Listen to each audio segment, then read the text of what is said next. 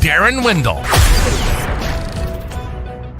You fish freaks, welcome to episode number 142 of the KFO show, Kayak Fishing Obsessed. As usual, tonight is going to be a banger. We've got Chad Hoover on the show, and we're going to be diving into one of the biggest questions in kayak fishing. How do you choose the right fishing kayak? And with so many new and used kayaks on the market right now, it's honestly overwhelming for a lot of anglers. Everyone's trying to figure out what's actually worth the money, what features matter, what type, what's a red flag on a used kayak, and how to avoid making a super expensive mistake. So tonight, we're going to break it all down from beginner setups to tournament rigs to paddle versus pedal versus motor, stability, transport, you name it. And honestly, what's more important than the kayak itself? That's the person operating it safely. And you can have the most expensive rig on the planet, but if you don't understand risk and weather and cold water or basic on the water safety, things can go bad fast. This is why Chad and I are so passionate about KFAST, Kayak Fishing Advanced Safety Training. This is helping anglers become safer, smarter, and more prepared every time they hit the water. So if you have not yet done so, head over to kfast.co and earn your certification today. All right, folks, this is my favorite segment of the show. Does Wyatt still have a job? I can't pay someone to sing that, so I got to do it myself. Yeah. Wyatt, you still have a job, man? I still have one. He still has a job. I need money to afford all of the stuff right now. What's all the stuff? All the stuff. What's all this? Show us all the stuff. Do you have it? You have it there? You want the reveal of all the stuff? I want to see the reveal. You gotta be able to. Oh my gosh! For those listening in, he has koikis falling all over him. Right, prickly pears actually. Hags. Oh my gosh! This would be like one koiki ball. This is like the cost of one koiki ball right here. All right. Well, that is wild. Every color you could ever possibly want, bro. You're not gonna have a job soon. All over the place. I love it. Well, I'm glad you still have a job. I can't believe you do. You fish more than you work, so I'm just proud of you. You're living the dream. Everyone else is like, how's he doing it? He's going fishing tomorrow. I don't even know what to say. All right, I'm gonna bring Chad. He's over here, and I'm sure every time I have Chad on, he is like prepped with something smart alecky to say. So, Chad, welcome to the show. Welcome to the show. What's up, man? Hey, Austin just caught a donkey on one of those fuzzy dice things. Really? Oh, is that the one recently? This past week? That thing was massive. Yeah, well, he just caught a bigger one today. What color was it? What do I need to be throwing tomorrow? Like an hour. He was throwing the green pumpkin color, and all he's doing is slow sinking it into brim beds in 6 to 10 foot of water. So he's probably going to see this and be like, "Dude, what are you doing?" Giving away the juice. Giving it away. We went and looked at a new potential location because we're exploring opening up a retail store and moving to a new headquarters. And so I needed him to look at it. And I drug him off the water to look at it. He was showing me pictures of a 22, a 24 and a quarter. The 24 and a quarter was 7.5 pounds, and the 22 was 6.5 pounds. And then he caught a 20 and 3/4 that was almost 7 pounds. So it's like they're crazy. all over the place. Yeah. And but he caught all of them on that dice thing. So of course they're blowing up my feed left and right. I'm like, I don't want to start doing that stupid thing, but maybe I do want to start doing that stupid thing. Yeah, I think you want to start doing it because I've watched him now catch 20 fish over 23 inches on it in the last year. All right. So it's kind of one of those like, what color do you need? I have an in, and I'll see Wyatt next week. So there we go. I'll see Austin next week. Yeah, for sure. Actually, Austin might bail. He's got the dog thing. He's what it is he's on big fish and he don't want to leave, but he's got all these other excuses. Plus, he's got a court date for a little indiscretion that he got himself involved in, and then I may not come directly back. So then it might just be me and you, bro. So yeah. Well, I got my drone guy, Jake, too. He's gonna be joining us. So it'll be good times. Well, I'm excited for tonight, Chad, because I know you, I know myself, and even Wyatt was telling me in the green room, one of the number one questions we get is around the subject of what kayak fishing should I get? And usually it comes across like, I'm 6'2", 140 pounds. What kayak should I get? It's like, bro, there's so many variables here. So let's pull back the layers of the onion here And Chad, I know that you have sold kayaks, a lot of them in your lifetime professionally. I know that you have promoted. I know that you have reviewed. I know that you have designed and created, been part of large kayak companies to get you to this point. So I really look forward to your answers on this. So let's start with this question. And I have a ton of questions. What's the biggest mistake that people make when shopping for a fishing kayak? Trying to keep up with the Joneses before they even start, thinking you have to have everything to get started. Honestly, the biggest mistake, and I've said this in probably 30 videos over my career, I see this a lot, and I couldn't disagree more with people that say save up and buy the best kayak you can. I believe that for your PFD, and I believe that for your paddle. Okay. Here's the thing about fishing and life in general. It doesn't matter how much money you have, you can't buy yesterday. So every fishing trip you don't go on is a fishing trip you'll never go on. So to me, buy a kayak used if you have to. That's a decent price point that holds its value. And so instead of buying a $300 kayak, buy a $600 or $700 used kayak that's a little more premium. And then in a year, you sell it for $600 or $700, and you basically rented it for the year. Yeah. So the biggest mistake I see people make is buying a super cheap boat or wasting a year of fishing trying to save up for the boat they think they have to have. I literally did a review of the that new Path.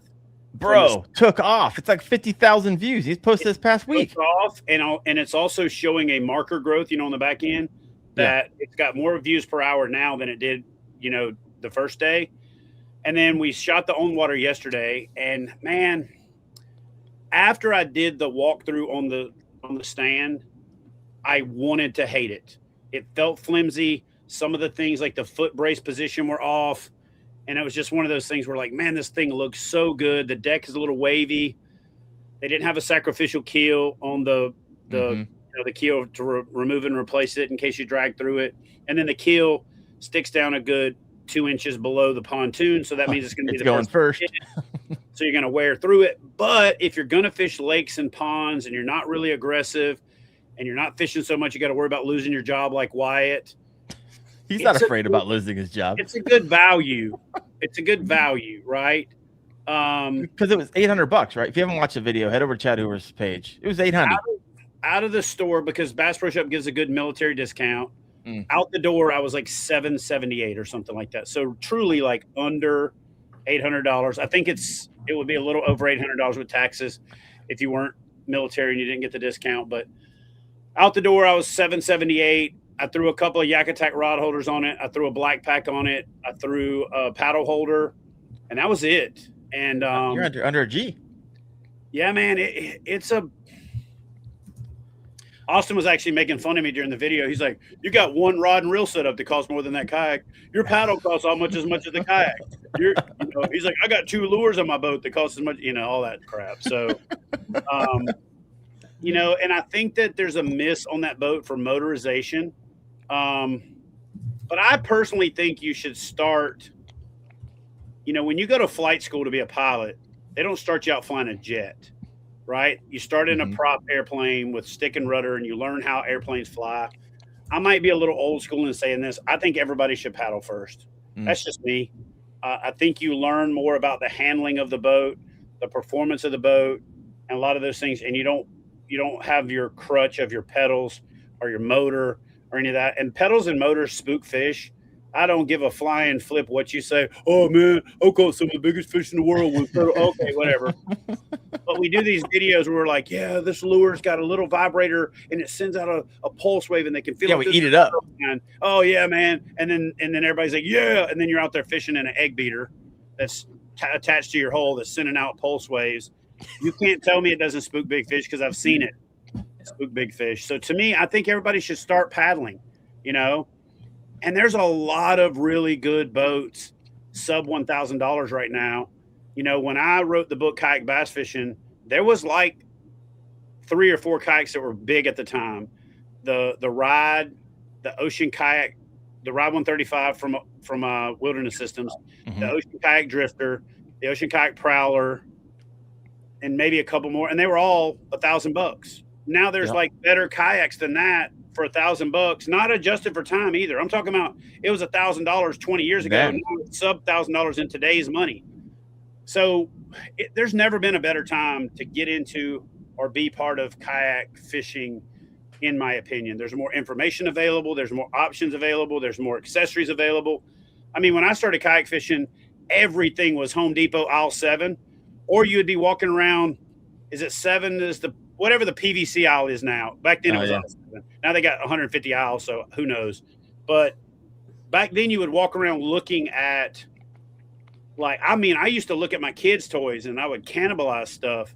Like I cannibalized Austin's soccer net one time because it had a PVC tube on it that I needed to make a Visicar, the first ever stern light that is similar to, was the forerunner to the Visipole or the Visicarbon Pro or all that. And it was just a Princeton Tech light that I had from the military, and I heated the little tube up for his little soccer net. Dad of the year. End of it and started sticking it on the back of my kayak. And then, so I cannibalized kids' toys. I went to yard sales just looking for stuff that I could make into kayak fishing accessories. I did every possible crate variation similar to the videos you've done on your website. But there's no better time to be in kayak fishing, in my opinion, than it was great back in the day when nobody was doing it, right? And you had all the spots to yourself and you don't round a corner and there's 3 kayak fishermen in your spot. But from a product availability and innovation standpoint, there's never been a better time to be in it. Yeah. No, I like it. Now, you said a couple things I want to circle back on. If you have a question for Chad or Wyatt or myself, go ahead and throw that in the comment section. I will star those and we'll get to answering those. But you said 2 things, Chad, and you choose your own adventure on this. Get a kayak that holds its value. So you can either go down that road. What are the kayak companies out there right now that you were like, yes, this has held its value. It's going to hold its value, and likely into the future will hold its value. Or 2, you said there's a lot of sub $1,000 kayaks. Give me your top 3. Which one you want? Right, I would say the RS-117 from Bonafide. Yep. Which I have right now. I was taking it out, dragging that thing through the woods. The Topwater 106 from Old Town. Old Town also has this new boat. It's basically a variation of it called the Lake Walker, which I think might be the dumbest name I've ever seen. But it's a cool little boat. The Lake Walker. The Lake. Why? Do you think that's a stupid name, or is it just me? It's an interesting name. I did get some backstory on where it came from. It's the Topwater 106 made for Dick's Sporting Goods. Right, but it's relatively. There's other words. Lake Walker. Are you going out walking on the lake, or do you just knowing? Is it your Jesus boat? I mean, knowing our buying team, I understand that. I could see that a spin on maybe like they were trying to go after the Luke Skywalker Star Wars angle. It's just a dumb Lake name. Walker. It'll be back to the Topwater next year. They could have called it something else, but anyway. So the Lake Walker is basically the Topwater. Yeah. The New Canoe Flint, solid little boat. And I'll tell you a boat that surprised me lately. And when somebody commented on it, I was like, that boat doesn't have a frame seat and this, all the things that I had put out in that video. And then I looked it up and was like, holy crap, the Moken 12 from Feel Free has literally stepped its game up big time. And it's like $899. I mean, it's the same price. And from what I know about Feel Free, because I used to be a dealer for them, their boats are thick. They're actually too thick in many cases. They're so heavy because they're so thick, but that makes them pretty durable. They got the wheel and the keel. They got some other, cool little stuff. They have that stupid proprietary track when everybody else is with the T-Bolt track game. Other than that, so I'm going to look that boat up and try to find one and do a review of it because it stands out on paper, at least, as one of the better boats. And then one that really got my attention because so many people put it in the comments of that video is the Manta from Lifetime. I was like, okay, Lifetime? Like that? Is that the Tractor Supply kayak? I mean, and then I went and looked. The basketball goal company. Yeah, they actually have a little, and the picnic table company and the folding chair company. They actually have a couple of little decent boats. Like one's called the Teton or something like that. The Teton Angler is about $350. You find it on sale. Yeah, I went to look at it, and then they got one that's like decked out with like different color rod holders and different color bungee, which is like, I mean, it's a decent looking little boat. So I'm going to give them all a try. Yeah. I actually liked the Teton whenever I was in it. I was pretty surprised whenever it first came out. I think they were on sale for like $250, and I was like, I need 500 of these boats because I'll sell every one of them. And they've gone up to like $350 now, but still, it's an awesome like sub $500 entry kayak. So cheap. So cheap. It has like a race seat and everything on it. So, but going back to answer the question you asked, I would say Bonafide. The Jackson Ride is is it the Ride? No. Bite. The Jackson Bite's a pretty decent boat in that price point. The New Canoe, Flint, the Old Town Topwater, and the Perception Pescador Pro 12. I also looked at that at Dick's, and it's a pretty decent little boat. What it is it's an old Tarpon 120 from the Wilderness Systems lines that they repurposed, and so that's kind of my 7 answer to your 3 questions. So yeah, it's good. No, I like it. Are the Attack 120 still floating around? No. I actually called them. I'll tell you straight up, and I'll say this on the podcast. I literally called to ask them if they would bring back the the Attack 120 and 140 and the Commander 120 and 140, and I'll pay for it. I'll promote it. That's 2 of the best boats ever made is the Attack 140 and the Commander 140. So that 140 was like my first big paddle, most expensive kayak that I had. Still paddles well. It might still be to this day the best motorizing boat in the game. Yeah. The 140, not the 120, but yeah. All right, I got some comments over here. Let's go ahead and read through these. This one comes in. Bass AF817, still my lifetime Yukon paddle kayak. Heck yeah. Jared Booth. Chad, does Austin travel to rig kayaks? I'm about to get the Trova, and I don't know anything about rigging. No, but he does them here. If you want to bring your boat here, let him rig them, and then we can take you fishing after the fact. So heck yeah, he's my go-to. Anytime I got a question I can't figure out, I'm like, hey Austin. Soon he's gonna start charging me for all this time I'm stuck. I hate to say it, but the pendulum has kind of swung to where what do they say? The sensei has been like, what is it? How does it work? The student has become the master. I ask him questions now about a lot of stuff, especially electronic. Yeah, he's good. He's gonna be a force to reckon with here as soon as he stops editing all Chad's videos and starts editing his own. I love it. That's my right plan. You know, this video hitting the tennis ball at the little girl, and that's mine. This one's kind of off subject, but I'm going to allow it. Bass AF817. Question for Chad. Any thoughts on taking KBF internationally, south of the border? Yeah, we've done that. We worked with Iron Kayaker. And I was talking to the Confederación de Brazil, the fishing federation in Brazil, or de Pesca, the fishing federation in Brazil. What I did is I have focused on bringing it back and reestablishing KBF to what it should have been, doubling down on the things we should have been doing, getting rid of the stuff that we shouldn't. So to answer the question, we're going to shore up our base first. I've been on the phone for the last 2 weeks with tourism destinations about bringing back live events. We're batting 1,000 on pretty much everybody that we've talked to. We're going to start releasing dates and locations and stuff in the next 2 weeks. I'm not going to do that holdback where we go, hey guys, in November 16th, we're going to announce this. No, we're going to start when we book an event, we're going to announce it. So you can start thinking about it, start planning for it, go pre-fish for it. But we will go back international. We have Canadian partnerships. You know, we could get the Mexican, they partner with Bass Nation just because I wasn't in a position to grow. And I told, you know, Jerry, the guy that runs Iron Kayaker, like, dude, anything to move the ball forward, partner with Bass. That you don't have to partner with KBF or Bass. You can partner with both if it grows the sport. So yes, we will definitely be going back international. I want to go to Spain and Italy and bass fish. And ultimately on my bucket list I've been very blessed and got to do a lot of cool stuff. Before I die, I'm going kayak fishing for barramundi in Australia. So, all right. I like it. All right. Good question. Thank you, Bass. This is another one. Well, it's a comment from Garrett Mowry. Just picked up the New Canoe U10 as my first kayak and absolutely love it. Highly recommend it. I'll be getting that one sent my way this summer. I'll be doing a review myself. I'm excited about that. Jed Morse, Chad. Thanks to Chad and others, I decided to get the Bonafide SS127 for $1,260 new. Boom. Still one of the best boats in the game.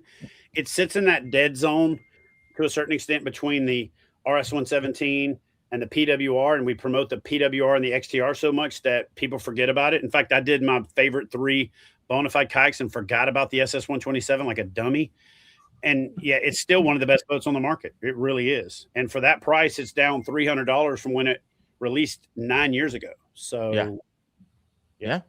Johnny Bennett over here saying, I bought a Jackson Coosa to float the Flint River. Then I got obsessed with bass fishing. I like it. Low life. Wife has the Perception Pescador Pilot Pedal 12. Oh, this is a loaded question coming in from Brew Tank Outdoors. Chad, this one's for you. What does Chad think about inflatables like the Osprey? Hold on to your seatbelts, folks. I'm a big fan. I have been kind of obsessed with inflatables for 10 years. Before the Osprey came out, I actually called Jeff Little and said, hey, I've got this inflatable design I want you to help me develop. And he's like, dude, I said, what? He goes, I've been working on an inflatable with Trey from Innovative Sportsman. So just because this is kind of how we do things, I was like, look, man, if that's the case, I'll back off.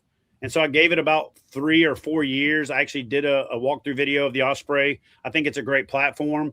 It's kind of at the upper end of inflatables. I'm working on my own inflatable design that's a little bit more entry to mid-tier. Like you can buy it at an entry-level price, but you can upfit it to be more in that mid-tier. So I think the Osprey is a great boat. It performs well. They do better in rivers than pretty much any other watercraft. So, yeah, I'm a big fan of inflatables. I got 3 of them right outside the door right now that I'm putting through the paces. Wyatt, have you ever been an inflatable? Paddle boards and like low and stuff. I hadn't been in an Osprey or anything like that before. All right. I just got my hands on the Sea Eagle Fish Sup 1210. Is that what it is, Chad? 1210? I think I got that right. Yep.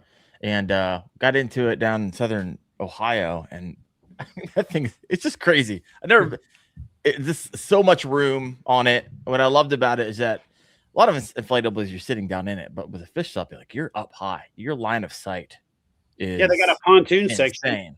Yeah. And then you can put a seat pedestal on that. You're literally halfway standing up. It's stupid. I let my buddy fish out of it for a day and a half, and I was just jealous because he was spotting bass and catching them because they're on beds, and I couldn't see them because of my line of sight. So it was pretty sick. So I look forward to getting more time in that. It doesn't have initial stability or secondary stability. It's just got stability because it's just flat. You know what I mean? Man, it goes across the top of hydrilla and lily pads and stuff like that, like no other watercraft. It's pretty bad to the bone. It's unfortunate they're sold out now and have to wait for the repop of the next wave to come in. But that gives us an opportunity to make a few tweaks. When I say we, I mean Sea Eagle, because I partner with Sea Eagle to develop the boat that I want. And then simultaneous with that, I've gotten a few other of their boats, including a boat. All the knuckleheads that keep commenting in my comment section, oh, just buy a boat. So I did. I just got a boat. Now I got a boat and a little 9.9, and we're about to let her rip and see what happens.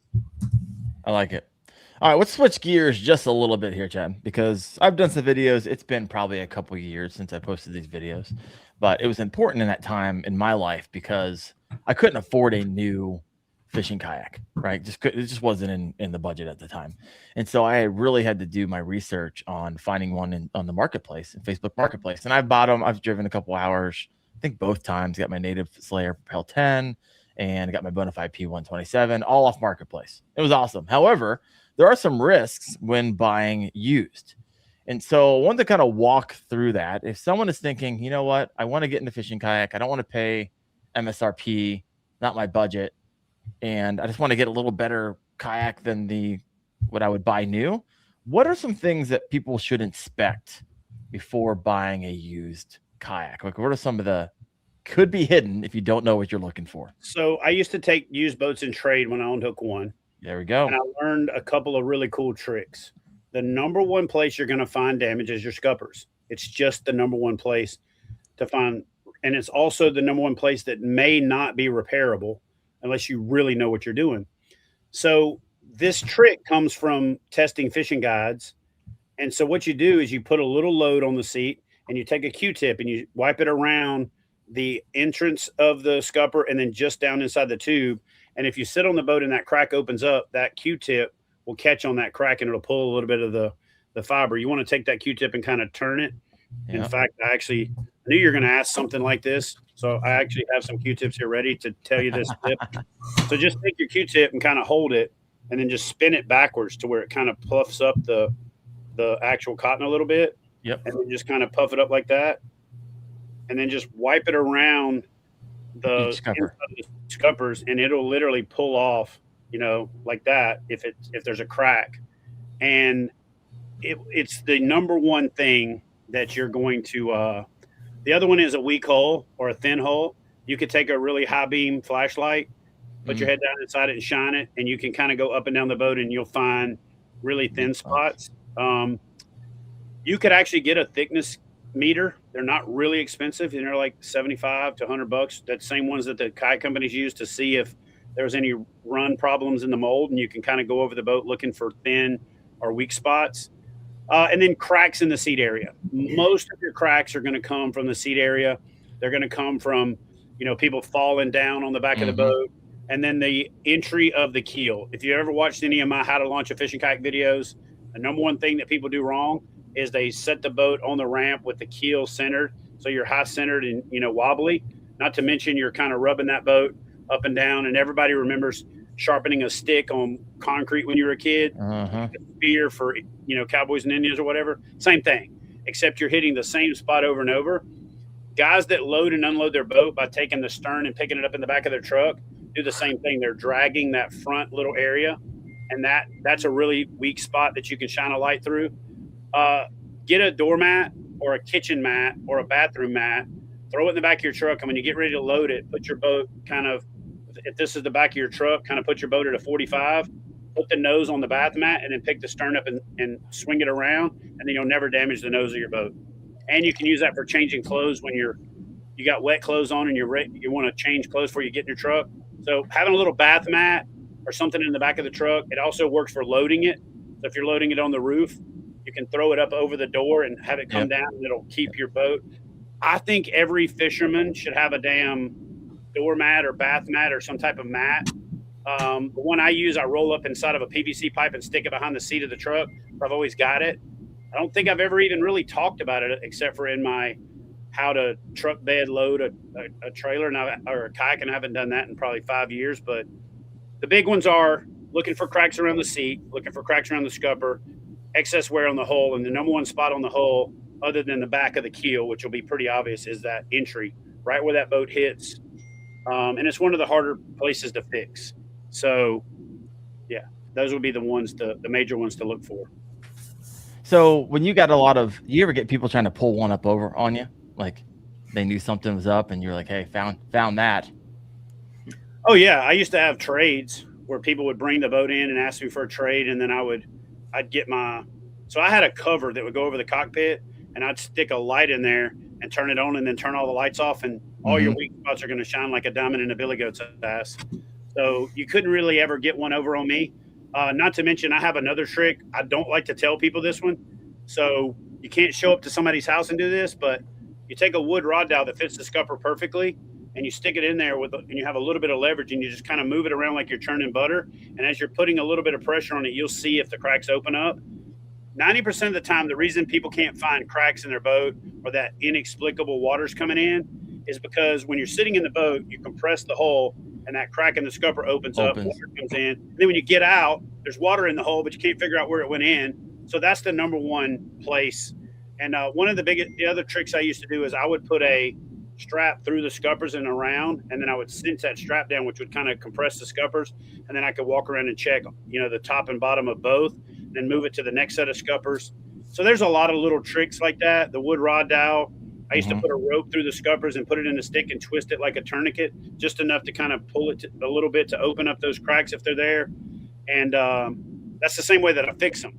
I would open them up and heat them up slightly, and then when they're tacky, just let it go. And when it goes back together, it's almost like fix-a-flat. It like glues itself back together. But yeah, scuppers, those are the big ones. So if you took in trades often, I'm sure there is kind of back to the earlier question, which kayaks hold its value? And so back when you were taking these in for trades, did you commonly see the same brands or same kayaks over and over and over again? I'm curious which ones they were. Now, granted, That said, things could change since then, but nonetheless. We had a kayak called Lassie because it just kept coming back. People would buy it and use it as an entry-level boat, and then about 6 months later, they wanted to upgrade. So then they would bring it back and trade it to get another boat. So about the 7th or 8th time it came back, my partner in the store at the time, Chris Stewart, said, "Man, is that Lassie?" I said, "What are you talking about?" He said, "That kayak right there." I said, "Lassie?" He's like, "Yeah, something just keeps coming back." And I was like, "Oh, dude, that's funny." So we named it Lassie, and it came back 2 or 3 more times. But to answer the question I think you're asking is the ones that came back the most but were good trade value were like the Pescador from Wilderness Systems, the entry-level boats from Jackson Kayak. I always did really well on those. They always kind of stood the test of time. Even their livery boats like the Riviera and some of those boats, I would take them on trade and use them for people that wanted like a kind of an entry-level river boat. Yeah. The ones that were the absolute worst, the ones that I almost never, the only ones I ever like fully rejected, I would sometimes make somebody an offer that said, "Look, I'm going to have to spend a lot of time, effort, and energy to recondition and repurpose this thing. So it's only worth this amount to me. You could probably sell it for more." And so I had a few people that walked away from those kind of deals. Yeah. The only ones I ever really rejected, and I'm not throwing shade, and I'm actually going to do some reviews of these boats. But the ones that did the least, trying to think how to say this correctly. The ones that didn't seem to stand the test of time were the thermoform boats from Pelican. Okay. Those boats always seem to have really bad wear spots. And the downside of those boats is there's not a real easy self-repair type thing. I would do some stuff where I did tenacious tape and did some of those things to repair them like temporarily and epoxy over them to repair them temporarily. But that thermoform stuff is light. It is pretty durable. You just can't drag it up and down the boat ramp like you can with a rotomolded boat. Right. I did a video one time where I drug a kayak 15.2 miles. Yeah. In the video, and I still paddled that boat later. You couldn't drag a Pelican 150 yards without having holes through the hull. So that's probably the worst of the boats that got brought back to me were those Pelicans and Sun Dolphins, and those boats that are thermoformed where they're like sealed down the side. Now, we started talking Sun Dolphins. We all need to calm down about how we talk about the Sun Dolphin right now. I completely forgot about that brand until you just mentioned it. I don't need to forget. I need to walk out my back door and it's sitting right there. So yeah, those were the ones that were not the best. Most of the premium brands or the more kind of American-made brands, even if they had like secondary parts on them that were imported, like the seats and handles and all that kind of stuff, there would be seat issues, there would be strap issues, there would be handle issues. Those are all things I could change really easily and kind of refurbish the kayak to get, to turn a profit on it and to feel comfortable sending it back out with somebody to go fishing in. But hull-wise, from an integrity standpoint, I would say Pelican was probably the worst. Okay. Yeah. I mean, it kind of makes sense. So this is if someone brings it to you, right? Obviously, you can spend as much time as you want, but when you're going to someone's house, like taking all that time, checking all the screws and turning it over, you're just essentially telling people, screw it, just take all the time you want. Do all the tests you need to do. Flip that thing over. I think a lot of people, they show up to someone's house and they feel awkward. And I've never had anybody inspect a used kayak. Of course, I'm not going to rip them off, but I've never actually had anybody. They're just like, oh, pedal drive works. Oh, looks good. I'll take it. And they hand me thousands of dollars and they drive away. And so I've never actually seen someone take a significant amount of time and look at a kayak before buying it. So maybe something you might want to consider doing. So here's a question. I have a thing called that'll help you remember it. When you hear about cars getting damaged, there's this thing called hail damage. And so I do hull, accessories, integrity, looking for, cracks and things like that. And then the L is how much lower is the price than the retail price. So if you'll remember the hail principle, when you're going to inspect it, looking for hail damage, is the hull in good shape? What accessories are they including with it? Is there any integrity issues? Again, not just the hull, but is the seat frame cracked? Is there major damage? And then how much lower is the price than what you're paying for it. Now, here's something that I don't hear talked about a lot. On a really expensive boat, even in states with not that high of a sales tax, you also got to think about the fact that you save a pretty good chunk of change on sales tax, and the negotiation's always away from retail. But if in your mind you really know what you're really saving, especially on some of the $1,800 to $2,200 boats, if they're selling it for a couple $100 under retail, that's actually more like $500 or $600 in retail, depending on where you live, because you're saving the retail price reduction and you're not paying tax on it. They may have to pay tax on it. You may have to claim some kind of tax on it if you register it for a motor or something when you get back to your home state. But for the most part, that's another variable that I see people kind of overlooking in the negotiation process when it comes to selling or buying a boat, is you're not having to pay that sales tax. No, I like it. We have 90 live right now. If you have yet to do so, please hit that like button, give some extra yardage out of this. Chad, how can you tell if a kayak was stored improperly? And I guess the follow-up question is this: are like faded kayaks a red flag for you? So there's two things. One, if you can organize a demo, always try before you can buy. Have them meet you at a boat ramp. Yep. I've done this in some of my videos before. I personally would not buy a used kayak if they wouldn't meet me at the water and let me do this. It's called the push test. I put the boat on the water, I tie a rope to the back of it, and I just push it. And if there's no weight irregularities and that boat turns, you've got a warped hull. So as long as there's not any like an anchor wizard or an anchor on one side or something crazy to make that the case, if you set that boat down, take the seat out, take everything out, and just push it. Sometimes I tie a fishing line to it and push it and then reel it back in with a rod. If you push that boat and it turns on its own, help him load it back up, and then thank him for his time and carry your ass back to the house. Because when the keel's twisted, it's going to be a nightmare. It is absolutely going to be a nightmare to paddle. It's going to be a nightmare to motor. You're going to sit and spin. Everything about that boat is going to suck. And nobody talks about the push test because nobody really wants to breach that subject. Tie a rope to the back of it so that the rope don't create drag in the water to make it go straight, like paracord or something thin you can hold up out of the water, and just push it. It'll only take a few feet, and that's how much it'll turn, or it'll go straight. And if it goes straight, then throw the seat in, throw some accessories on it, and then paddle it for real. But if it don't, run. Yeah. Red flag. Now, on color, it depends on the color. Your reds, your purples, your really whatever in that red and violet spectrum, they fade faster. So they turn like, they look like you washed your drawers with something pink, or your t-shirt with something pink, and they got that tingy color to it. So those I wouldn't worry as much about. What you're more looking for is there enough oil still left in the plastic to reconstitute the boat? So what I would do is tell the person, hey, I want to flash test this boat.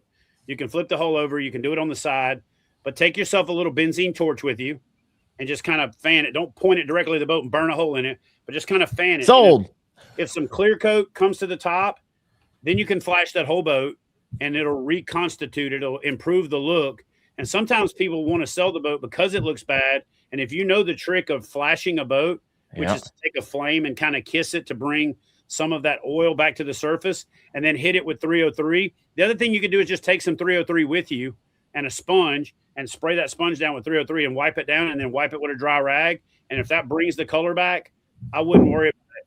If it's grainy, if it's chalky, if it's oxidized, if flashing it or putting 303 on it, if it just soaks up the 303 like a sponge, do that same thing I said with the rope. Help your buddy load it back up and get the hell up out of there, because now it's down to the core plastic integrity is gone. Yeah. So is it just people are storing these things? Obviously they're storing them outside, back to like the keel, if it's going, left or right. And then it's leaving it in hot temperatures and sitting. Man, I'm going to tell you the number one culprit for what I call the twisted keel. The twisted keel and a kayak has no sex appeal. You know how they say twisted steel and sex appeal? Well, a twisted keel has no appeal, right? Is people will put it on sawhorses. They put the sawhorses too far apart. And when they do that, then the boat gets some water in it and it kicks off to one side. Now you have the weight on that part of the keel disproportionately. And then what happens is it kind of bends that keel slightly off of center. And, you know, the number one way to store a boat is vertical. And you could argue with me all you want to about whether or not, because every time I talk about it, people go, oh, no, you're wrong, man. Here's the boat. You can argue all you want to. The number one way to store the boat is vertical. Any opinion other than that is wrong. I'm going to say this one more time. The best way and the number one way to store a kayak is vertical. Every other way is secondary to that. And you could argue with me. You'll push a lot of hot air past your nose and be wrong. I'm just being real with you. Because there's not a single kayak company in the world that doesn't have all their kayaks stored vertical when they're waiting to ship them. Flat on the deck is probably the second best way to do it. And then with some type of straps that support it, hanging vertical on the wall is another one. Two things you should never do is have your straps or your braces more than 60 inches apart. I don't care how long the boat is. I don't care what the scenario is. 60 inches should never be exceeded because you're going to get a sag in the hull. I don't care. It's a universal truth. If the boat's 12 feet or if the boat's 16 feet. So you can be smaller than that, or you can multi-strap it. If a boat's over 12 feet, I would want 4 straps on it, literally 4. The other way that you can kill a boat is to put the rope through the scuppers. It seems like the most genius way to do it. It's not going nowhere. And then hang it by that. That's the absolute number one way to jack your boat up, because you're going to compress one pontoon. And then when you get out there, that boat's going to want to turn that direction because that pontoon's a little skinnier. It's like think about it like this. It's like having a little wheel on one side of a bicycle, or a 3-wheeler or 4-wheeler, and then 2 big wheels on the other side. Which way are you going to turn? You're going to turn towards the little wheel. Same thing. So just don't do that. Yeah. But honestly, the biggest reason is that people let water get in them. That water weight is 8 pounds a gallon, man. Mm-hmm. When you store that thing over the winter and just water kind of gets in there or whatever, and it creeps and creeps and creeps, the sawhorse storage method is the worst. Absolutely worst. If you really know what you're doing, you can actually store a kayak on sawhorses. I hate to tell people how to do it because as soon as I tell them, then I know they're going to do it. But get a wood rod on their gunnels. Get a wood rod down and run it through a pool noodle, and then set your kayak on top of it so that it supports the entire hull. Or get a piece of bar stock, from Home Depot pipe, put it on the sawhorses and put the boat on that so it supports it the full length of the gunnel. That's about the only way I'd recommend it. The other way that I would recommend is storing it on a sawhorse is don't. Like ever. Solid recommendation. Just don't. Wyatt's like, I don't need to ever store my kayaks. I'm in it every other day. And I'm not throwing shade at anybody that's done this. These are all things we've all done. I've learned a lot of the stuff I consider expertise now by being the dumbass that did it wrong. Trust me. I've pulled boats out. When I first got blessed with the ability to have multiple kayaks, I was the dumbass that leaned them up against the side of the house in the back because I thought, I don't want it to fill up with water and stuff. And then I get out there and one pontoon's compressed completely in. The boat's constantly wanting to turn left. I had a boat I nicknamed Lefty, because every time I went fishing, all that thing wanted to do was turn left. So I've learned a lot of this stuff the hard way. Plus, I owned a shop for a long time, and people would bring me their boats, and I would do like, how when a dog looks, I go, how in the hell did you do this? And they're like, oh, yo, man, it's been stored perfectly. You know what the first thing that I do when somebody tells me that they've stored their kayak perfectly? I go to their Facebook, because most people take a picture of half the stuff in their life and start scrolling through their photo album, and I can generally find a picture of their boat stored in properly and go, nah, dude, here's your culprit right here. Yeah. If you're just chiming in, we are talking about buying used kayaks and what to look out for. And Chad has just dropped a bunch of truth nuggets for us, help you become a more informed buyer out there. Because most of the time, one more really important one. I get this a lot. In fact, in the video that I just released, there are the internet experts in the comment section telling me I'm wrong. You can argue with me all you want to. You're just going to be wrong. A seat is an integral part of the structural rigidity of your fishing kayak. If it is a frame seat, if it's one of them cotton or fabric types that just sit on the boat and you strap it in, not so much. But if it's designed to have a frame seat in it that locks into place, it's designed to have that seat in it. So if you transport it or store it without that seat in there and you compress that boat, you are causing problems that are going to manifest themselves long term. Store the boat with the seat, fold the seat back, cover it itself, put a trash bag around it if you're going to store it for a long period of time. Get some saran wrap and saran wrap it. Put some, rat poison in there. Put some roach poison in there. Put some things in there to protect it from rodents. Mm-hmm. Like, I'll tell you straight up, you Google what you spray something with to keep insects off of it. Take a bottle squirter, fill it up half with coffee grounds, shake it up with water, and spray your boat down. Bugs won't jack with it.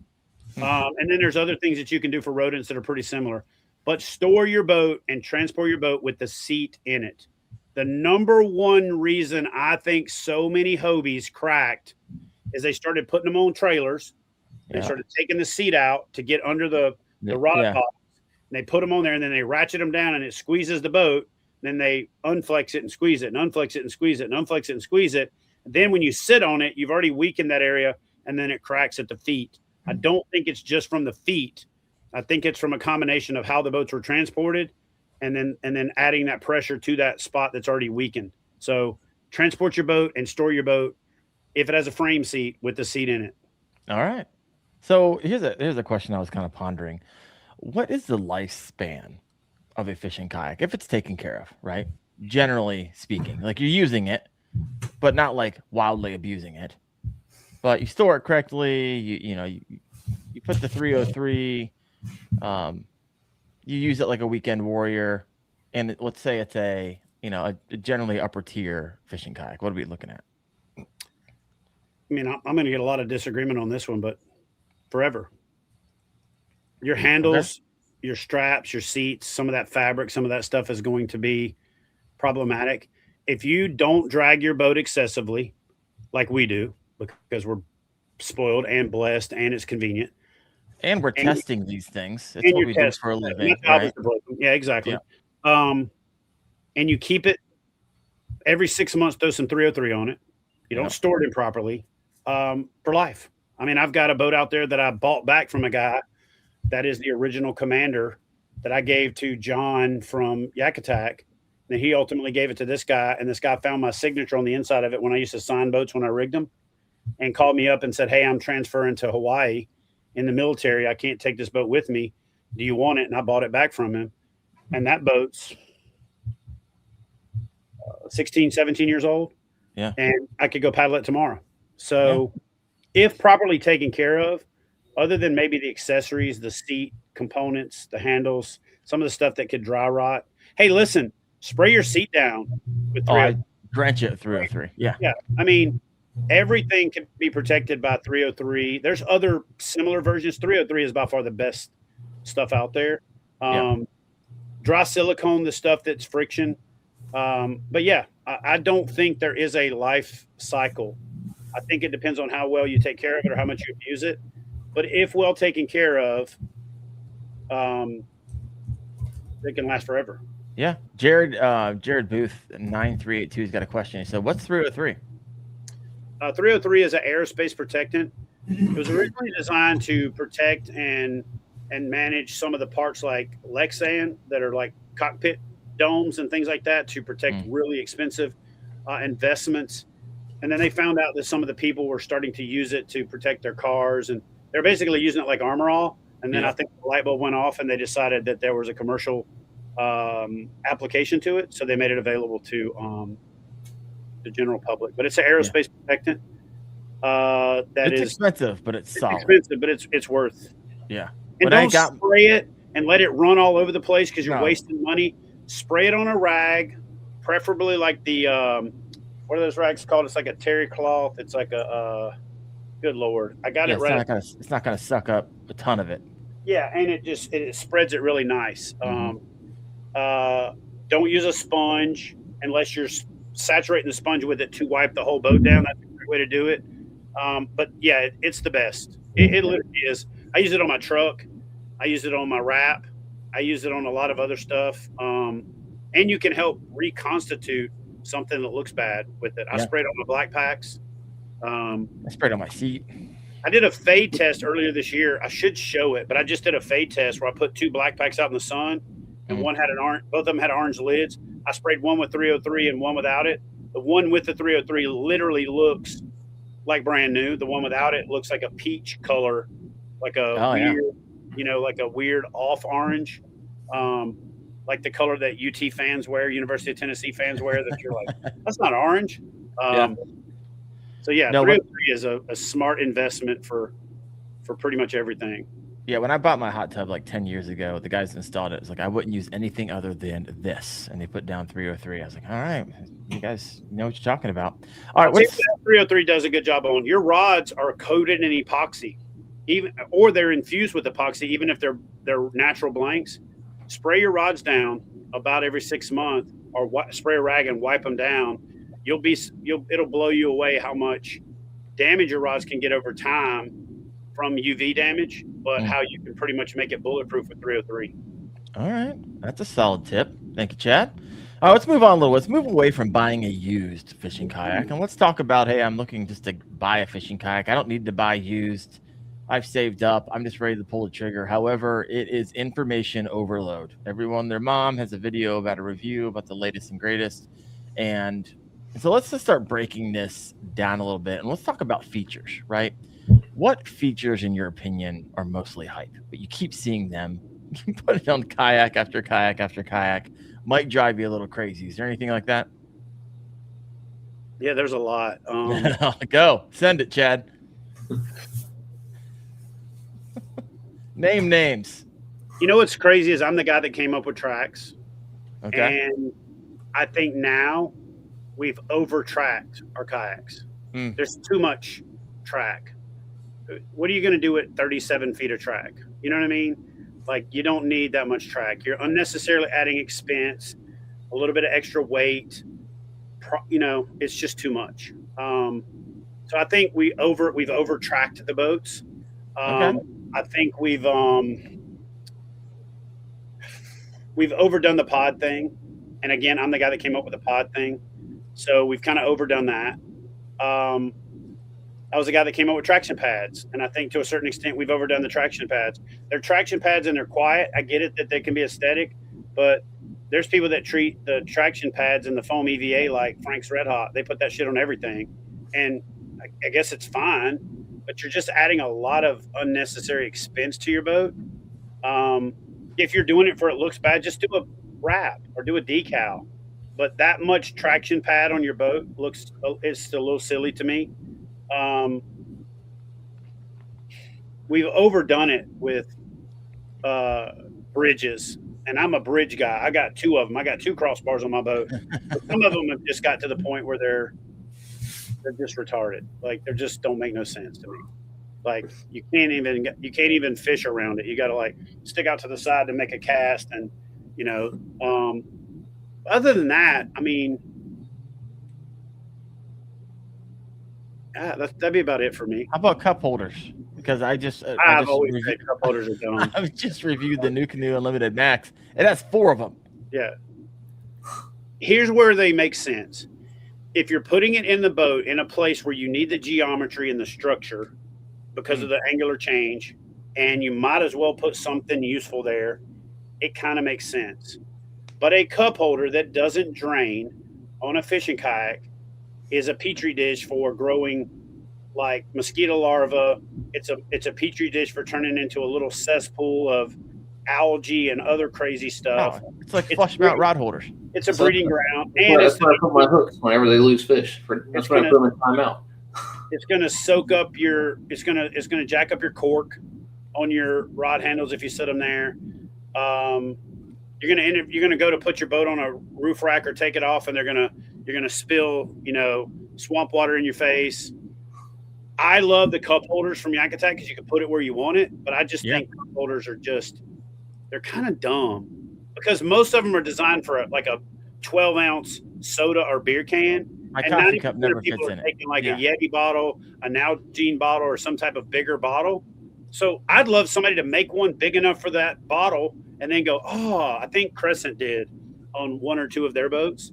Yep. But Yeah, I think drink holders are kind of dumb. That's what I love about the Yak Attack trash in trap. Your black pack or in your hatch, because if they're out in the sun, true, shit's like hot in a minute. You know what I mean? Yeah, don't make any sense to me. Yeah, all right. Mine's gonna be rod holders. Yeah, the flush mount rod holders always have bugs and larvae in it. Yeah, I hate flush mount rod holders from the standpoint that if you put them on there stock, then if somebody doesn't like them, they got to go out of their way to take them out and put a delete plate or something. Yeah. If you should include them, if you want to include them as a value proposition, and there should be a little note that says, if you can't install a flush mount rod holder, you should take up golf or crochet or some type of other thing in your life, because you shouldn't be operating a motor vehicle to get to the water or out on the water by yourself. If you can't, can we add that to KFAST? If you can't install a rod holder, you should just not do this. Just alienate many people. But I hate flush mounts because by default they're adding. And here's the thing that people don't think about: a flush mount rod holder costs about $6 to $7 retail. Costs about $2 to $3 wholesale or distributor. Mm-hmm. But when you put it on a kayak, you're paying for the labor, you're paying for the markup, you're paying for the time, all that stuff. And then what happens is, by the time that gets to retail, it's triple, because you got to add that value from the manufacturer to the distributor / retailer to the consumer. So it's doubled or tripled. So that $20 set of rod holders cost you $80 at retail. That you're going to get rid of and put a delete plate on. Yeah. Or they're gonna, or they're sticking out from the kayak to make you look like a tuner trawler. You're gonna catch them on your back cast, and they're gonna catch on every tree you pass. That was one kind of cool thing about the Path, is they were the first relatively inexpensive rod or kayak where the rods were inside the width of the boat in the flush mount. So at least they did that. But I hate flush mounts unless you want them there yourself, and then you can put it there. All right. And I know Wyatt's kind of smiling through the pain right now because Old Town puts more flush mount rod holders on their stuff than anybody in the damn industry. I've had a conversation with them about that. They even put like a forward-facing rod holder on there. Oh, it's to hold your rod. That one I like. That one I like. Yeah, that's what your armpit's for, or your PFD, or just lay the rod down. Come on, man. All right, so let's switch from paddle kayaks and talk a little bit. Let's move into the pedal drive, and then let's move into the motors. And so, Chad, I know you've done a video on this. You call it the pedal drive tax. And so let's walk through what are the pros and cons of a pedal drive system. There's probably a lot of people out there like, hey, you know what? I could do the paddle thing. I don't really want to. I like the idea of pedaling. What would you say to that person? Well, I'm of two minds. One, I hear people talking about exercise and kayaking. You don't get any exercise from paddling a kayak. I'm sorry. If you're going to stay at a pace to get your heart rate above the target heart zone for like 18 minutes, you're going to get into a cardio benefit and you're going to do something with it. If you want to get exercise, a pedal drive kayak is actually real exercise, because you're activating the largest muscle group on your body. You're engaging your core. You're doing a lot of stuff that you can truly get a workout from pedaling a kayak. But I think there's a lot of limitations. I love the overused hands-free fishing, because I love to video somebody fishing from a pedal drive kayak and then count the number of times they touch their rudder handle in a minute. And they're like, man, that hands-free fishing sure did work out. You touched your rudder handle 26 times in a minute, constantly reaching down and making a micro adjustment. And to me, that's not hands-free. A motor can be hands-free. Your pedal drive, if you're maybe like in a individual cast, can be hands-free. But as soon as you need to make any type of adjustment, it's no longer hands-free. So I think we overhype that. I think that's probably the biggest lie ever told in kayak fishing, is that pedal drives are hands-free. Watch a person the next time you're fishing, or think about it the next time you're fishing. If you did the whole drinking game where you like drink every time somebody touched their rudder handle, you'd be unconscious 3 minutes into a video of watching somebody fish. So I would even argue that motors, even with like a Wizard, is not hands-free. I can't tell you how much I'm adjusting the propulsion of how slow or how fast I'm going, especially in those windy days, even using a Wizard. And so it's just that's because you've primarily the vast majority of your experience has been with a Newport. Once you get this Torqeedo a little bit more in your life, you'll realize you can micro adjust that so low. Well, you can. That's what I'm talking about. I'm not talking about Newport. And you can then be hands free. Like I can fish a bank for a mile and never touch the throttle, never touch the motor, never touch anything. If it's not windy.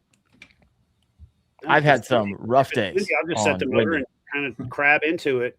And you can it takes a while to get that where you're using like with a motor, I can actually lean the boat. I call it cheeking, put a little butt cheek in. And because the boat is lean, like I was talking about with the big tires and the small tires, because the boat's lean and the prop's lean, it'll turn the boat.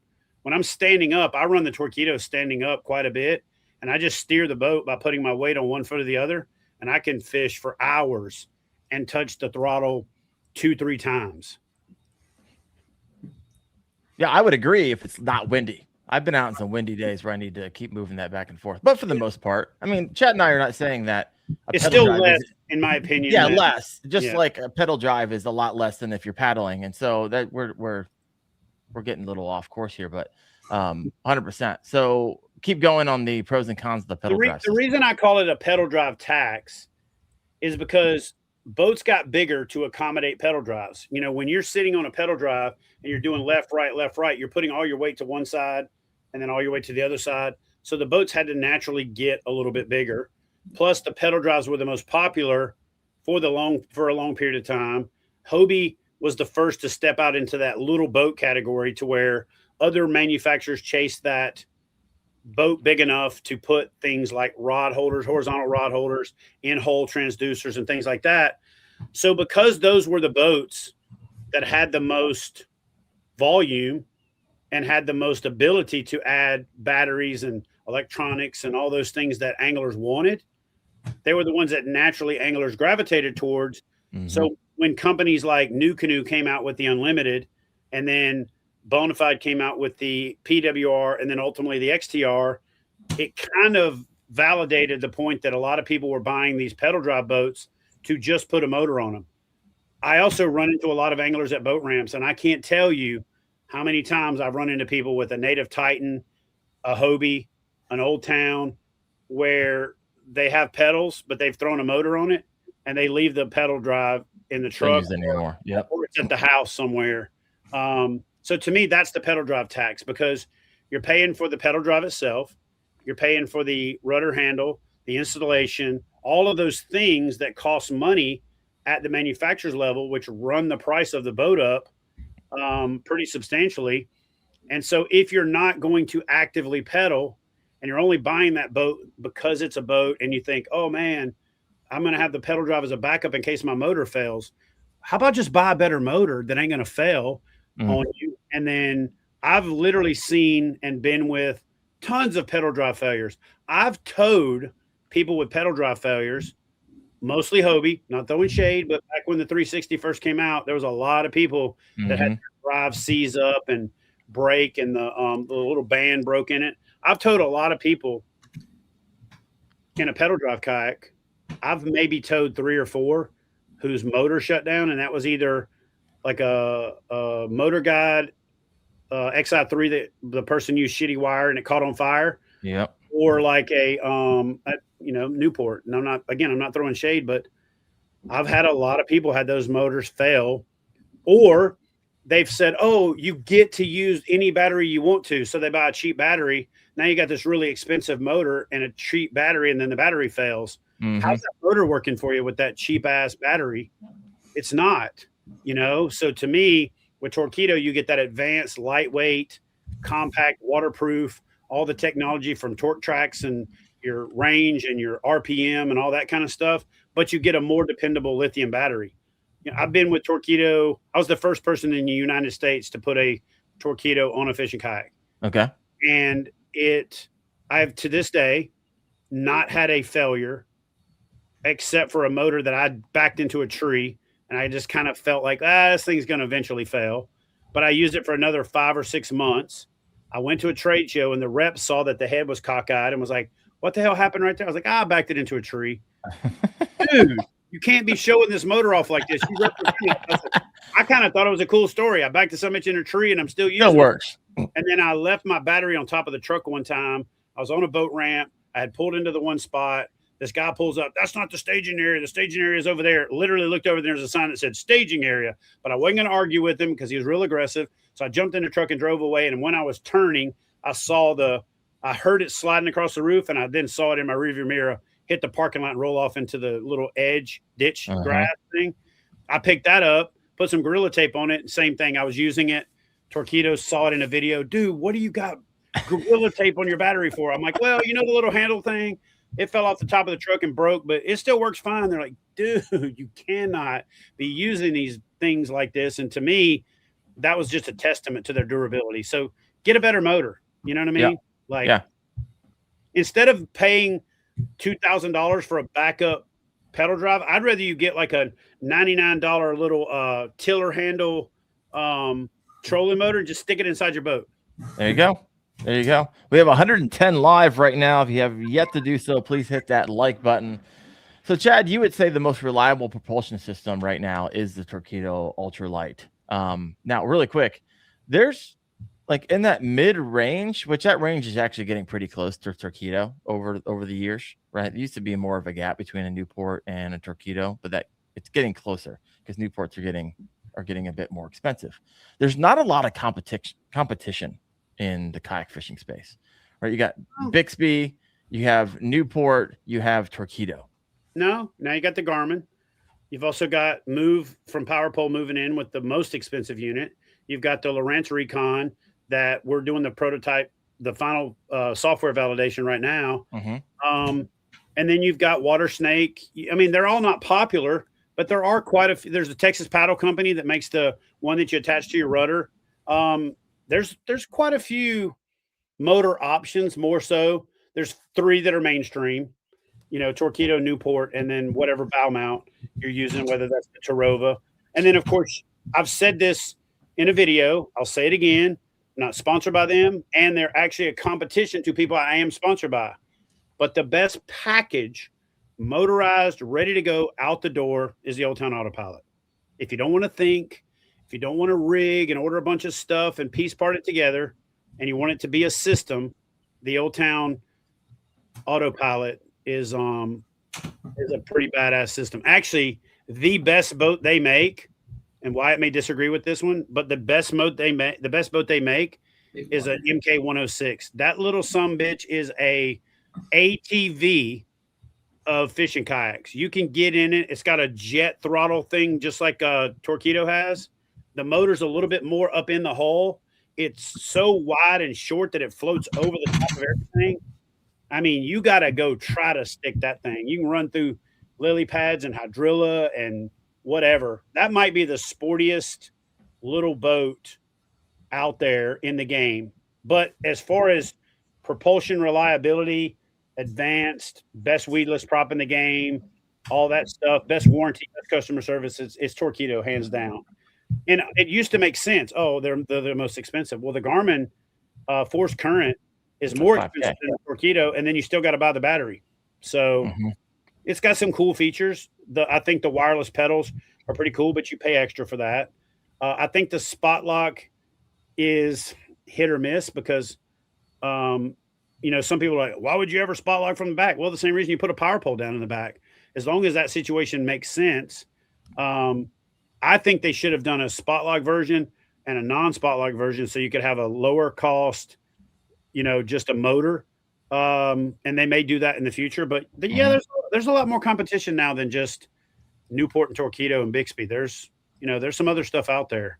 And I've heard that ePropulsion is now coming into the game. Jeff Little partnered with them, who is a long time Torqeedo guy. So he's got a ton of knowledge.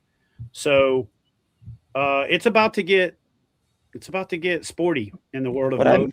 What I meant about competition is that it feels like when Newport stops on their price range, Torqeedo then picks up. Oh yeah. When Bixby stops, then Newport kind of picks up. There's not a lot of, and then whenever Torqeedo stops, Garmin picks up. There's not a lot of overlap. There's no vertical integration. 100%. Right. Everybody's kind of in their little silos. When's it going to start overlapping? If I wasn't under NDA, I would tell you. Well, there you have it. Real soon. I'll be calling Chad afterwards. I'm just kidding. NDA is NDA. All right. So here's the interesting thing. Oh my gosh, I can't tell you how many videos I see, and it kind of drives me crazy of what actually makes a kayak stable. Yes. And so many videos of guys get in the kayak and they start rocking it back and forth, like, oh, look how stable this kayak is. That's not the definition of stability. So walk us through, and I'm kind of looking for more like a scientific answer. When people are looking for a stable kayak, what you're not looking for is someone on YouTube getting in a kayak and trying to flip it over. Like, it'll tell you something, but it's not going to tell you the full story. So now we're kind of getting into hull design, right? And so that's kind of where I want you to kind of answer this. Yeah. So I feel like it's an airplane. You guys hear that? What's going on? There's two really different approaches to stability. They're stable by wide, and then they're stable by design. The Jackson Big Rig is a good example of a stable by wide. The Bonafide SS127 is a perfect example of stable by design. The Old Town Autopilot's somewhere in the middle. Okay, the Old Town Autopilot's initial popularity was so popular because the hull's flat, the cockpit's open, and when you sit down in it and you do that sit and wiggle, you feel secure. Okay, that's initial stability. Initial stability is how much the boat wiggles initially. Secondary stability is if you have this hull design that's like a pontoon on the outer side and most of your volume is out away from center line. In a lot of cases, you have a chine line, and that chine line is that line down the side of the boat. Now, there's a chine line, and a chine is an angular change. And then there's a parting line. A parting line is they did a crappy job at the factory of removing that with a parting line tool and then flashing it. But that line down the side is not a seam, and it's not a chine. A chine is an angular change, a hard angular change. And so as a boat gets pushed into the water, let's say that this is the chine, this is the bottom of the boat, this is the edge of the boat, and the top's up here.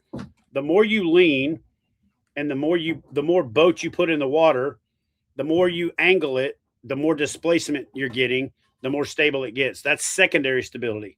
So secondary stability is, to me, the most dependable. It's that recovery stability where you get to the side and it goes and the boat pushes you back. It's kind of like if you take a basketball and you start pushing under the water, there's very little resistance in the beginning.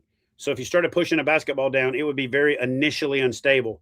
But the more you get towards like center line of the basketball and you've got more of the basketball in the water, it's really stable because you've hit that secondary stability because you got more volume. So if a boat is initially unstable, meaning it's not sitting in the water to where both pontoons are touching or the whole water line is down low and you need to lean it over, that designer is trying to achieve better performance, better efficiency, still have the stability if you need it by lowering your what's called wetted surface. Wetted surface, the fancy word for it is coefficient of friction, which basically is a fancy word for drag. So the less wetted surface you have, the less drag you have, the more, again, all things being equal, the more efficient the boat is. You can get into the same thing with CG and, how the boat sits in the water because, if you angle the boat and then you've got a bunch of wetted surface in the back here, even though you have poor initial instability, you still have a lot of drag. So if you balance all that and you get a really good high center boat where it feels initially unstable, but if you lean just a little bit till you hit that secondary stability, then you're going to have a better performing boat with still having great stability. Of the boats on the market that I can think of that have the best kind of balance of the two would be the New Canoe Unlimited and the Old Town Autopilot. They're the two. They split the difference between initial stability and secondary stability. Yep. Even like the Bonafide XTR has a little bit of initial instability for better performance so that you can still paddle it. That's actually why he made the deck lower and angled so you could still paddle it from that higher seat and would it be in a wider boat. But when you really lean it over, that pontoon hull kicks in and you get a lot of secondary stability. With a boat that's designed for a combination of the two, you actually get to that tipping point faster where if you get way out, It's kind of like stepping on one end of the skateboard and it'll shoot out from under you. So those two same boats that I talked about, the autopilot and the new canoe, you could get to the point where you're past the point of no return. And as long as if you don't fall off the boat, you can take the boat over with you. Whereas some of the bigger boats, like your Hobie Pro Angler, your Autopilot 136, not the 120, the bigger one, because the tank well carries out so far and it's wider in the back. It's kind of like a wrestler when they spread their feet apart and sprawl to keep you from being able to take them down. You get that stability out in the back. And then the SS-127 was a really good boat, like I said, where we tried to maximize that secondary stability, but still have a low wetted surface, so the boat still paddled well for a 12-foot kayak. And another boat company that does a pretty good job of kind of splitting the difference is Feel Free. They call it the trihedral, where they've got the center pontoon and the two outer pontoons with the channels down the middle. It would have been better to kind of open the middle up and be a little bit more catamaran style, but they wanted a shorter boat to track better. So they threw the keel in there and the two pontoons. Yeah. And honestly, Crescent does a really good job also of splitting the difference, where you've got some performance, you've got some secondary stability. Wilderness Systems used to be the best in the game at it, and they just kind of Wilderness Systems is like that girl that you knew in high school that was smoking hot, and then you saw her at your 20-year reunion and you're like, what the hell happened to you? Oh my God. You know, whenever Chad starts something where he says something is like, something ridiculous is coming out of his mouth next. 100%. Oh my gosh. Yeah. So anyway, so here's a question from stability question. It does. Steven Sturgeon says, does length contribute to stability? 100%. It contributes to stability in the standpoint of if the stable features continue throughout the hull, then yeah. If you got a super wide boat in the center and you make a little skinny tail on it, making it longer, it ain't going to make it more stable. If you carry the pontoon, the volume to the stern, it gets way, way, way more stable. Just like what Hans did with the XTR. Is he basically took the PWR concept, put a bulbous nose on it to shed waves and shed water and all that kind of stuff, and then continue the volume further back in the stern, because they're literally the same length. So when you think about it, that's a perfect illustration of the length can carry more stability or the length can't carry stability, because the XTR is so much more stable than the PWR just because it carries that volume throughout more of the length of the boat. Yeah. All right, let's switch gears a little bit. We're at 1:20, and we'll start landing the plane in a little bit. But I got a few more questions for Chad. Chad, what is the worst buying mistake you've ever made when it comes to a kayak? Buying everything. What's the worst kayak that you've ever been in? The worst kayak that I've ever been in? Now, I got to qualify this question before I answer it, so I don't get strung up on social media. So is it the worst just meaning all things being equal, it's the worst, or is it the worst where it's like compared to the hype, how good it could have been, and the amount of misses that were made? Those are two completely different things. So answer them both. Oh, I knew you were going to say that. Now I want both. You teased both out there. The biggest miss in kayak fishing history, again, what it could have been and what it is the Jackson Nar. The Jackson Nar had all the potential in the world to be one of the best boats, not just that Jackson ever made, but one of the best boats made. They missed on durability, they missed on weight capacity, and they missed on layout. Like, you got these horizontal rod tubes to store your rods, but if you choose to use the pedals to steer it, you can't use your horizontal rod tubes. They got the tri-track that they came up with, but they put it in a few cool places, and they put it in a lot of places that weren't so cool. And then they had this really nice, like, tackle management locking system that worked with it, and they never promoted it. So the biggest miss overall, like all things being equal, is the Jackson Nar. Now I'm about to get strung up. And listen, you can't pull it back now. You guys want me? No, I'm not talking about that. I'll stand by that one. Here's the one I'm gonna get strung up on. No, that's what I'm talking about. I firmly believe this. You're asking me my opinion. It is a qualified opinion with a ton of experience. So I'm gonna say this boat is almost what it could have been and the worst boat I've ever been in. And dude, there are people that love this boat. There are Facebook groups dedicated to it. The people that love it. So I know I'm gonna get lit up. But the worst boat I've ever been in is the Perception Outlaw. It's the worst. There's so many little things that are just in the golly. If you would have moved that who tested this damn thing? And I was with Confluence at the time that it came out, and I remember they made it to the specs of Academy. And I think what they did is they got on the phone with Academy, and Academy said, "I need this and this and this and this and this and this and this," and some cake decorator designer just moved it all around, and it just happens to resonate with a lot of people, and it's at a good price point, and it's more available because it's at a lot of stores across the country. But man, by far the worst boat I've ever been in is the Perception Outlaw. All right. And listen, I will tell you, hate me. If you love it, go ahead. I'm just saying for me, for my bougie calibrated ass switch, for being in kayaks and loving everything about them, it just has got a lot of the rocket holder rod launchers don't make no damn sense to me. The seat bar, the cockpit configure. There's just so many. It could have been. So at the low end, it's the biggest miss because of what it could have been. And then at the higher end, the Jackson R. All right. Wyatt, any thoughts before I move on to our next question? You're not gonna throw the Sun Dolphin in there? No, you know what you're getting with a $150 Sun Dolphin. You're getting a $150 Sun Dolphin, $150 Sun Dolphin. Yeah, that's a disposable kayak. You're buying that thing to use it a couple times and literally cut it up with a Sawzall and put it in your recycling bin. You know what I actually use it for now? Like, it doesn't come out unless I'm going adventure fishing. There's some places around here where I literally have to take a machete because I'm going 100 yards through the thick to get to a lake that no one else fishes. That's the only time I'm breaking that thing out, because it's like it starts at a point and it ends at a point. And so when I'm dragging that through everything, that is what I use. You know what a Sun Dolphin's good for? A flower bed. Make a flower bed out of it. That's about all. Need to calm down now.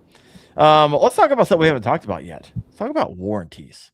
This is the afterthought of most people whenever they buy a fishing kayak. Not really think of the warranties that come with it. Each company is a little bit different. Chad, are you aware of? I mean, you've worked in the business for a while, and I imagine even owning the shop, you've had to warranty kayaks before. Are there some companies that are better than others? What to look out for as a consumer? I mean, I'll tell you the trick. Oh, here we go. All the company you're thinking about buying a kayak from, act like you got a warranty problem with a kayak you bought from them, and you're going to find out. Now, I'm going to put that and say, if you have a warranty, don't call the kayak company. Let me clarify that. If you drive a Ford and you wake up in the morning and go outside and your Ford won't start, you don't get on the phone and try to figure out the number for Detroit, Michigan. Mm-hmm. That's the manufacturer. The manufacturer's customer is the retailer. The retailer's customer is the consumer. So we have gone too far with manufacturers trying to help consumers to the point that we built this unrealistic expectation. They're not set up for it. They don't ship one boat at a time. They can't really help you. They don't ship one part at a time. Primarily, they ship batches of stuff to dealers. And if done properly, you can call your dealer. Your dealer can call the company, and then that you can walk in that store and get a part that they have in stock or a boat that they have in stock, and then they deal with the company.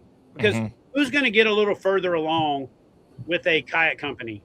The guy that buys $250,000 worth of kayaks from him, or the guy that buys one kayak from him, right? And the guy that calls and says, "Hey, this is Chad with Hook One. I got a warranty here, and I've got another shipment coming in 3 weeks. Can you piggyback that order on there? And then I'm going to go ahead and give him a boat off the floor. I'll send you the serial numbers. I'll send you the MSO, and then we'll just switch it after the person buys the boat. If your dealer won't do that, get a new dealer. You don't have a dealer if they won't take care of you after the purchase. You have a outpost pickup location. Stop buying boats from dealers that won't take care of the customer. And dealers, listen, hey, dealers, if you're out there watching, listen to me. Stop carrying brands of kayaks that you can't do what I just said. If you can't call the company and say, have me a warranty replacement boat on my next order, drop them. Because I'll tell you how it worked when I had a shop and somebody walked in my shop. I'm like, hey, man, I know you've got a camo. I'm sold out of camo. It'll be 3 weeks till I get more camos in, or I can give you that color right over there, right over there, right over there. And then I'll take care of the deal on the back end. And then I would call the company and tell them what was going to happen. If they said, oh, send me the pictures for the warranty, I'd be like, listen, who's going to review those pictures that's better making a determination than me? Oh, yeah, that's a good point. If I can't make the determination of whether or not it's a warranty, I shouldn't be a dealer of yours.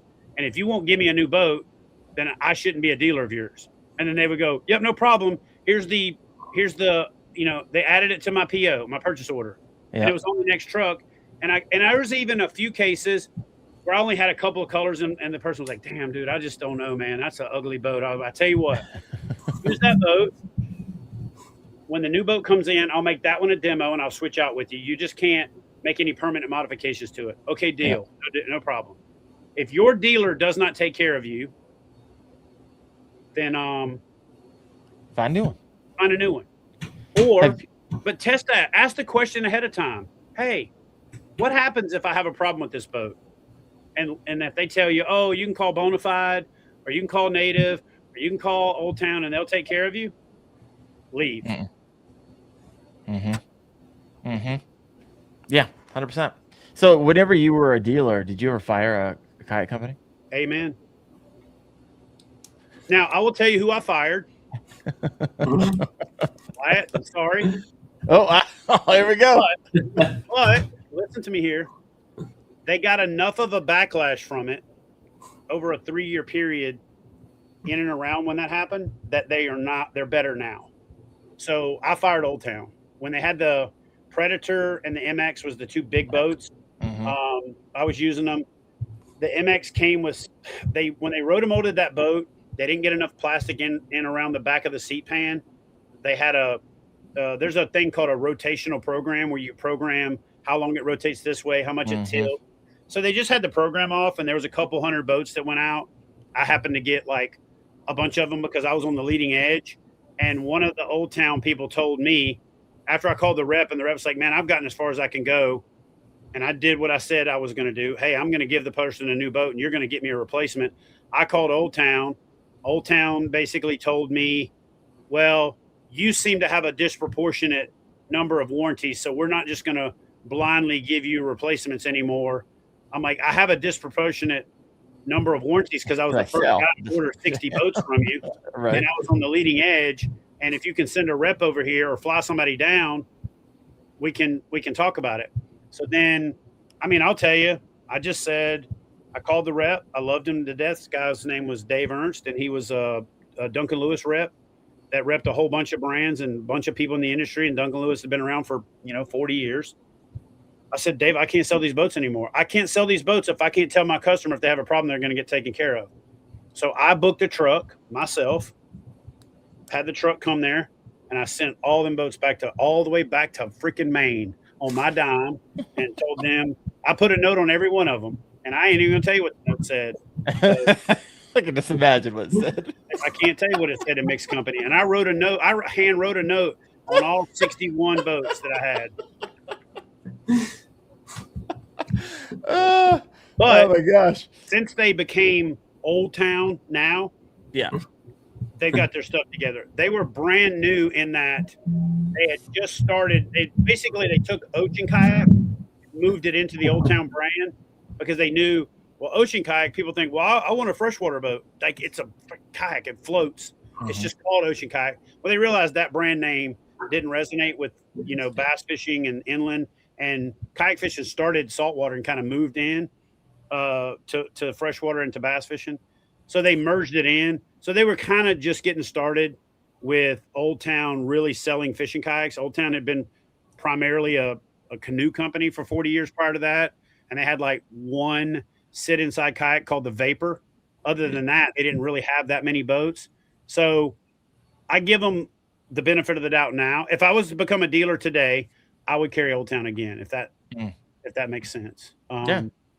But yeah, for a while they were the worst. Jackson sucks. Just gonna be real. Love everybody there.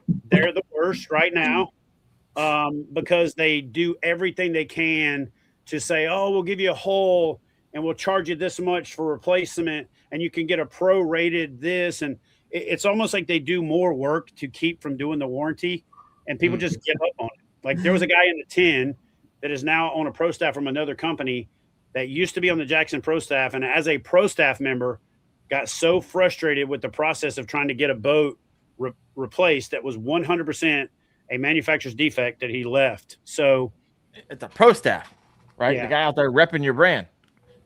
So they're probably the worst.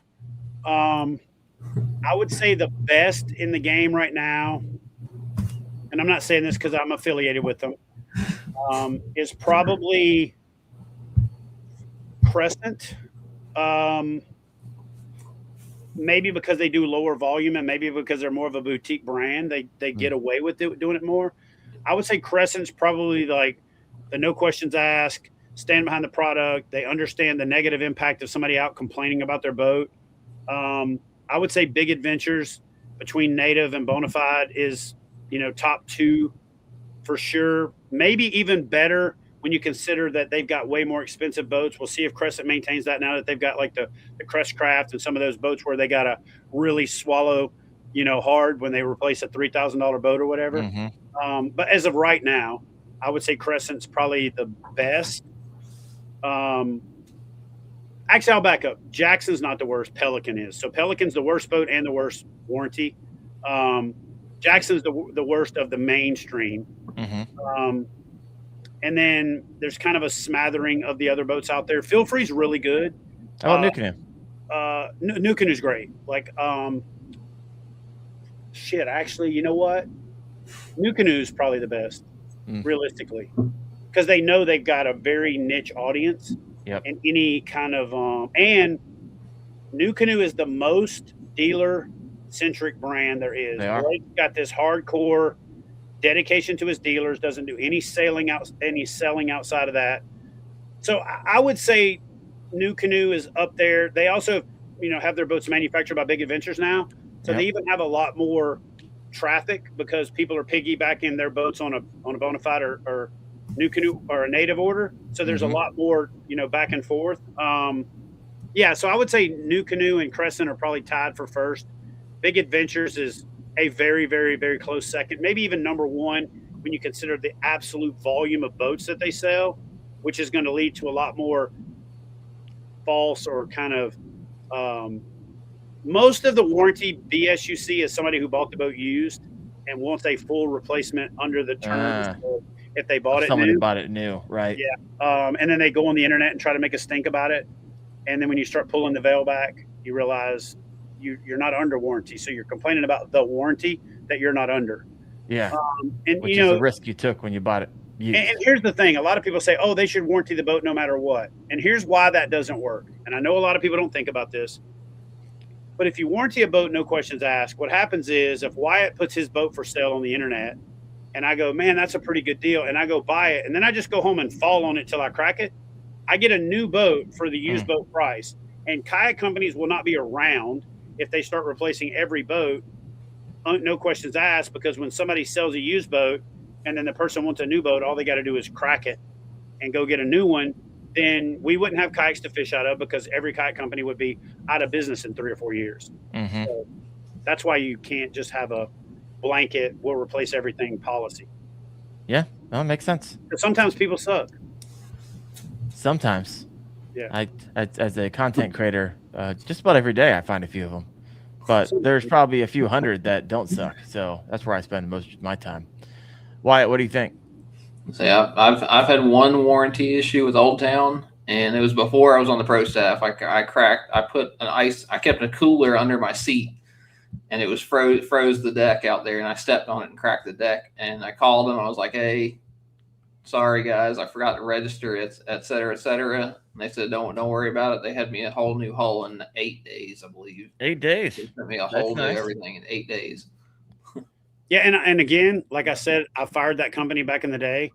They're a different company with different people and a different philosophy now than when they first started, for sure. All right, Chad, let's land this plane. Got a last. Let's do a rapid fire. So a few questions here for you. You ready? Yeah. If you could only own I just one, got a text about a perception outlaw already, so here we go. Sure, people, you're gonna field those for the next couple of days. I love it. If you could only own one paddle fishing kayak, what were you choosing? For forever or now? Forever. Yeah, this is a like thing you're fishing anyone out for that's the rest ever of your been life. made. Yep, paddle only. Wilderness Systems Tarpon 140 or Commander 140. Okay. How about pedal drive?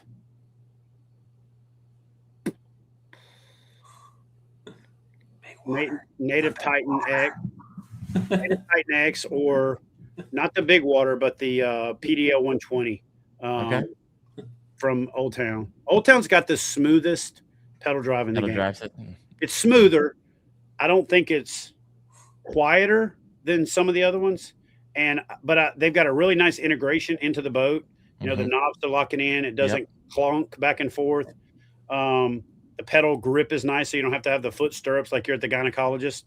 So yeah, I would say the PDL and the Titan X. The Titan X is just a really nice platform. Yep. I never loaded it down and like fully fished it with a bunch of batteries and all the stuff like I have with the XTR, but the experiences I've had with it are pretty freaking nice. Okay. Best if you had one kayak the rest of your life that was stern motor mounted. Attack 140 with a Torpedo 1104 on the back. Really? I thought you were going to say XTR. I would have lost that bet. Well, the XTR is a boat. A bow mount. Let's be real. And it's really good with a bow mount. It's just heavy. The Attack 140 is low profile. It doesn't catch the wind. You can still paddle it really well. It's not stupid heavy. Far off the water. I mean, it's literally that heavy. It's got a really good combination of a planing and displacement hull. Great layout. That boat was ahead of its time. If that boat came out again right now with a few tweaks in it, it'd be so. So, but best on the game right now, I said it in a video, and I'm not just saying that because I'm sponsored by them or have a relationship with them. I'll say this on this video. I actually cut my sponsor. You know this, Darren. I cut my sponsorship in half with Bonafide this year, specifically so I could be unrestricted to do kind of whatever I wanted to better serve my community and to just have some fun with a bunch of different boats to really validate, is Bonafide the best kayak out there? Because I've used them for so long that I'm a little biased. Well, a lot biased because I also have input on the design. So, of course, if they make the boat I want, then I'm going to love it. But what the hell was we talking about? I just lost. We're getting to the last. So, would bow mounted motor, would that be the XTR? No, I'm sorry. What I was going to say is the best boat out there right now, if I had to choose the only boat I could ever fish out of that was in production, it'd be the PWR 129 all day. All right. You can bow mount it. You can stern mount it. It paddles well. It's got all the things. You can use the pod if you want to. You can take the pod out and delete it.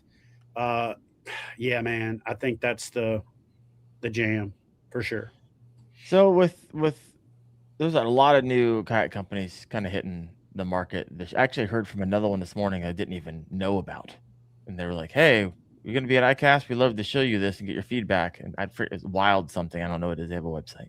I was like, I didn't even know about this one. Camino Journey. Of course, you got FlexJet kind of trickling over in from last year. You got a lot of new kayak companies hitting the market, but you got some new pedal drives.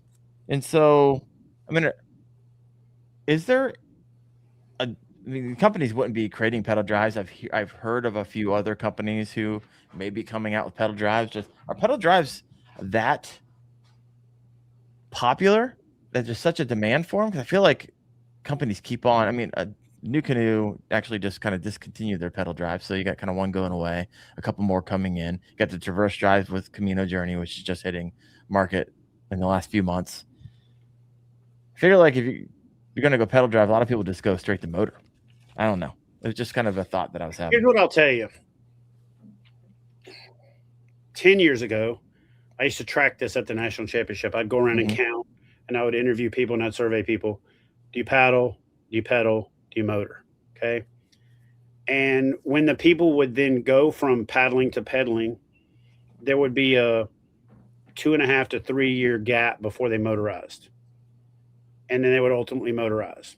I have said this from the beginning. There's two types of kayak anglers in the world if you're going to keep doing it. Those who have a motor and those who will. Yeah, I said it. It's what the fact.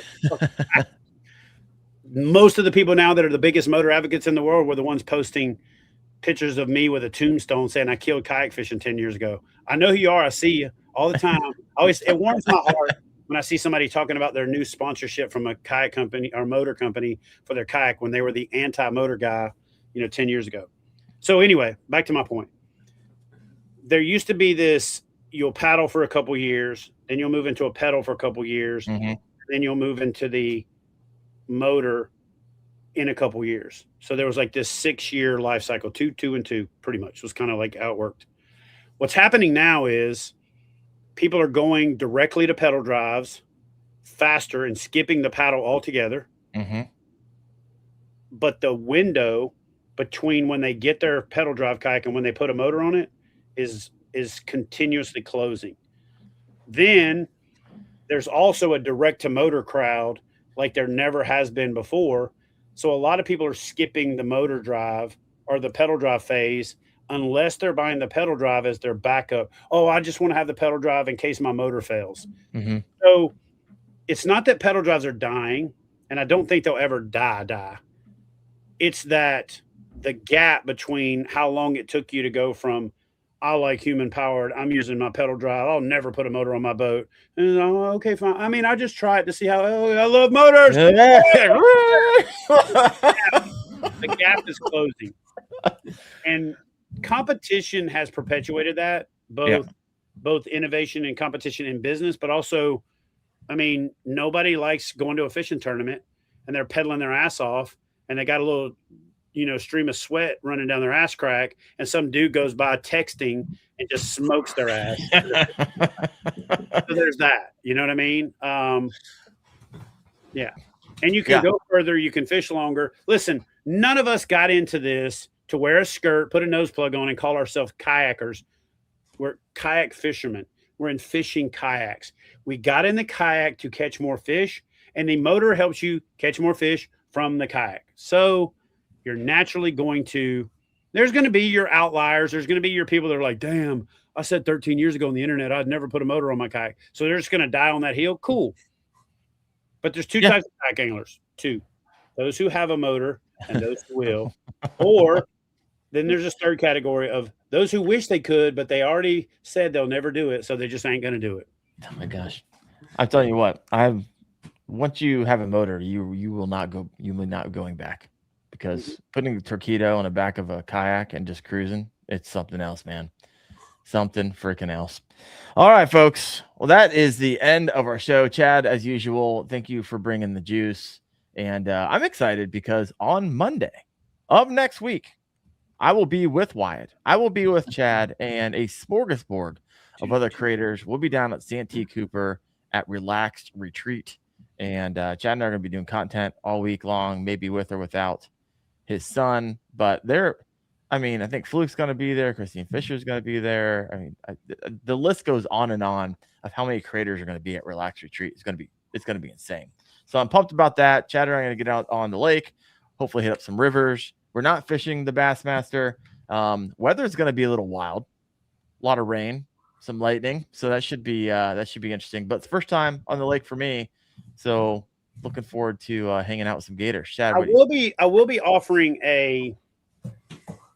if you're fishing the Bassmaster event, I got something for you. Ooh, here we go. I'm going to release my top 5 places to fish on Santee Cooper and the top 3 techniques I would use if I was fishing the tournament video a week before the event. I like it. Now that's public information, so it's illegal, and I'm not telling anybody anything that I'm not telling everybody. But I grew up fishing that place. It was the first place we ever had a KBF tournament. It's kind of a coming home of sorts, and I'm excited to get back there and explore some of the old locations, find some new locations. The only reason I'm not fishing the tournament, I do plan on fishing the Bass Nation Kayak Series next year. Actually, my goal is Angler of the Year for the Bass Nation Kayak Series next year. So Wyatt, enjoy your year. Ooh. Next year we're going. I'm just saying that's my goal. I'm getting my fat ass in shape so that I can focus on being in the right mindset, the right everything. But this year I'm going to be going back and kind of doing the experience. And because of the off limits period ahead of the event, I don't want to give up that opportunity to create content. I want to just go fishing and have fun. I'd love to go fish the Cooper River right now, but the gators are mating on the Cooper River. And so it's a good place to get, not in such a good place. Santee Cooper's got a different species of gators. If you look in my book and there's a gator in there, its head looks like a damn hippo, that's on Santee Cooper. I grew up in Louisiana, and we're gators everywhere. You got to shoo gators off the driveway to walk to the bus stop when I was a kid. But Santee Cooper is like the Jurassic Park of gator. They have like a different, I think if they got down in the DNA, they're like a different species. Not scared of you at all. They're not scared of you at all. Everywhere I've ever been, a gator will go the other way. Santee Cooper is the only place out of the thousands of places that I've fished over 30 plus years of kayak fishing where I've ever had gators come at me. And the first parking pole that I ever broke was because I jammed it in the face of a gator who was trying to tell me how much he wanted me gone. And I shoved it right down his open mouth throat, and he thrashed and beat it up and broke it. And I went and found the broken half and took it back as a trophy. Look what I had. And they were like, you shoved it down a gator's mouth? What are you? So, yeah. As long as you respect them, they're mating right now. So if you see a big mud boil and some like nasty looking water, just don't go there. Move on. Don't go to sunny, sandy banks in the middle of the day right now, because they're laying in 2 foot of water, letting that sand reflect the sun back into their. So if they don't want to get up on the bank, they're laying on those shallow sandy bars. Just stand up and look for a dark spot and don't go by it. Wyatt, you've been coming across them? Oh yeah. In practice, I went through a grass mat and caught a 22 and lost another giant out of it. And I came back in the afternoon. There were like 6 alligators sitting on the grass mat, and I was like, I guess that's yours now. Got my spot. I'm gonna tell you something right now. If you have baby gators, these small ones right now that are yearlings, are right at a year old, and they like to come after a topwater frog, you might think it's cute to catch that little gator, and it is. It's fun. Oh, look at that. But as soon as that little sucker starts yelping, you're screwed, especially if you can't get out of how you got in that cove, because them big females will be coming at your ass like they're on a string, like they're on rails. So don't mess with them baby gators right now. Don't mess with them ever, but definitely don't mess with them while they're mating and they got those yearling gators. Yeah, don't try to catch them. Don't do it. Oh my gosh. All right. Well, there will not be a show next week or the following week. I'm going to be there next 2 Tuesdays in a row. But after that, we'll get the show rolling again. But appreciate y'all for listening in. We will see you in 2 weeks. Who knows? Chad and I might go live from Santee or the river next week. We'll bring our Starlinks with us. It's going to be a good time. So you're definitely going to be hearing from us on the socials. But Wyatt, Chad, appreciate you as usual. And we'll see you next week down in Santee Cooper. You guys have a good one. All you Old Town Outlaw people, I love y'all. Keep texting Chad all night, 1 a.m., 2 a.m., 3 a.m., 4 a.m., please. We'll see you on the next one. I'll see you. Bye.